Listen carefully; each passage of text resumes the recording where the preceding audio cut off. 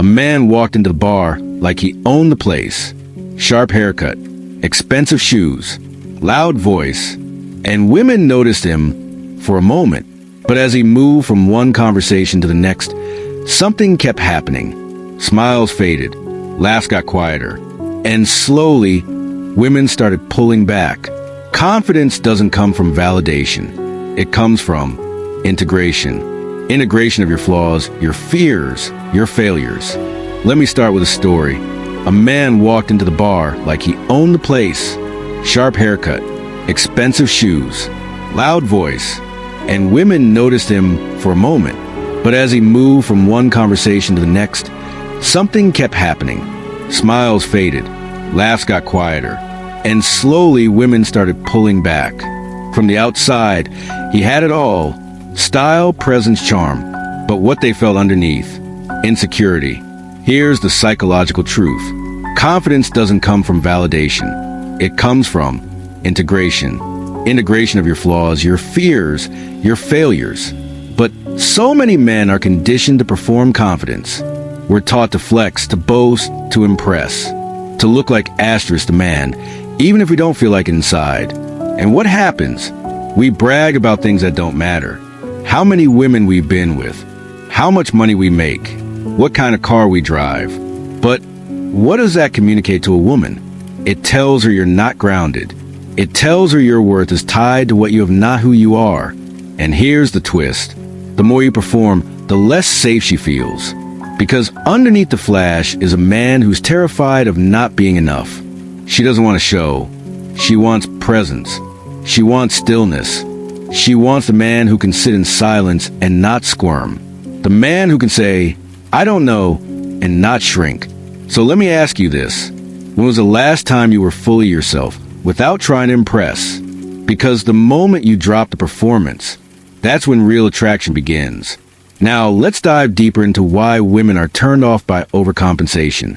Overcompensation is the brain's attempt to mask feelings of inferiority. Women, especially emotionally intelligent women, can feel this dissonance. It's not always conscious. It's instinctual. They feel the misalignment between what you're saying and who you really are. And misalignment? That kills attraction faster than anything. So what can you do? Stop trying to be liked. Start being real. Don't chase admiration, build connection. Share your story, not your status. Remember, the loudest man in the room is usually the weakest. Emotional blindness, why she feels lonely, even when you're right beside her. Now, let's talk about the second killer of connection, emotional unavailability, or as I call it, emotional blindness. Here's a scenario. You're with her. You're watching Netflix. You're physically present, but she's withdrawn. She's quieter, distant. You ask, "What's wrong?" She shrugs. "Nothing." You press a bit more, and then she says, "You wouldn't understand."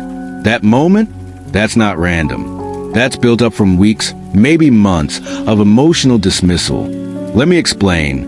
Most men were raised to avoid emotions. Don't cry. Man up. Stop being soft.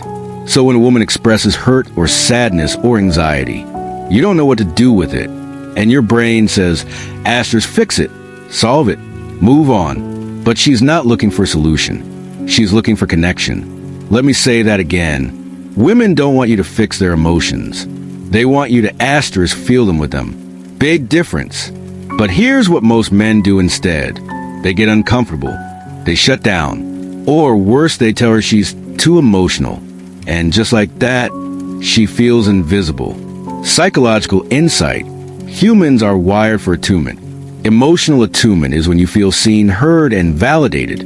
When you dismiss a woman's emotions, her nervous system registers it as rejection. That rejection, it builds up like rust.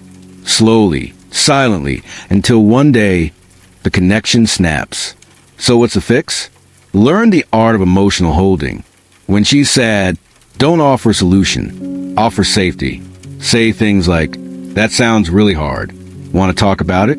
I may not fully get it, but I'm here. I'm listening." You don't have to hold it alone. This changes everything. Because women don't fall in love with perfection.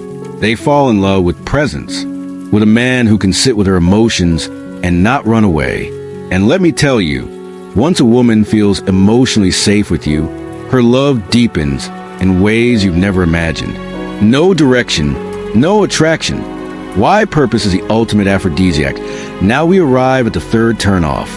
And this one hits hard. A man with no direction. You could be kind. You could be smart. You could even be good looking. But if you're coasting through life, no goals, no fire, no plan, she might like you, but she won't respect you. And without respect, love can't breathe. Let me share something deep. A woman's biology is drawn to a man with momentum, not because of money, not because of status, but because of energy. Purposeful men radiate a certain frequency. They walk different, talk different, love different. They know who they are and where they're going. But so many men today are stuck, not because they're lazy, but because they're distracted, addicted to comfort, afraid to fail. And that's what kills attraction. Because when you're directionless, you become dependent, emotionally, financially, spiritually, and women feel it. They feel the weight of your lack of vision. They start carrying a relationship on their back, and eventually, they drop it. Let me tell you something hard. Women don't want to lead the relationship. They want to be met by a man who is already leading himself. So, how do you turn this around? You don't need $1 million idea. You don't need to figure everything out overnight. But you do need a compass. A sense of, here's what I value. Here's what I'm building. Here's what I won't settle for. Purpose isn't a destination. It's a posture. Start small. Wake up earlier. Set goals. Learn something new. Reflect on your values. Get around people who stretch you. Because nothing turns a woman on more than a man who's turned on by his own life. The real talk. Why this matters more than you think. So let's step back. We've unpacked a lot. But here's what I want you to sit with.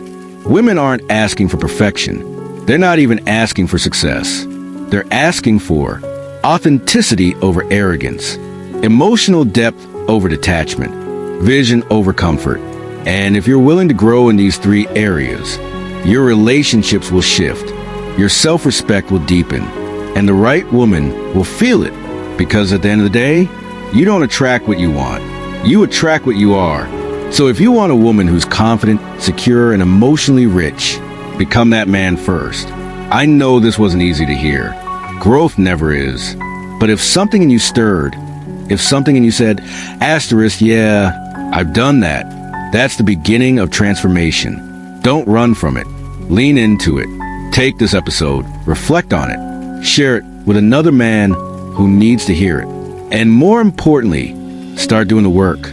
Because when you heal, you don't just become a better partner, you become a better man. Thanks for listening to The Unfiltered Mind. Until next time, be real, be bold, and stay evolving.